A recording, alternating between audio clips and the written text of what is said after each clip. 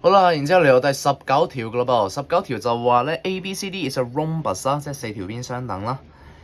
然之後呢個係90度啦。好啦，就問你以下3個哪個正確？咁我哋睇噶啦噃。AE 等於 BE 錯硬啦，一定錯。你望個樣都唔似啦，因為菱形可以係咁樣啊嘛，佢同佢未必相等嘅。第二項啦，我哋睇下 AE 除 AC 係咪等於 BE 除 BD 啦？其實佢嘅前身咧，將佢 rearrange 一下咧，就係 AE 除 BE 是否等於 AC 除 BD？ 係啊 ，AE 除 BC 係咪等於 AC 除 BD 啊？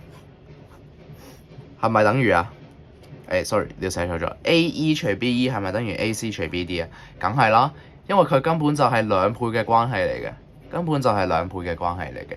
AC 就係兩個 AE，BD 咧就係兩個 BE。咁二同二約咗，咪就係正正印證咗我哋嘅諗法咯。所以二係啱嘅。3呢度啦 ，AE 二次加 BE 二次係咪等於 CD 二次啊？梗係啦，CD 二次咪即係 AB 二次咯，咪即係佢咯，相等啊嘛。所以3就係啱啦，答案就係 C。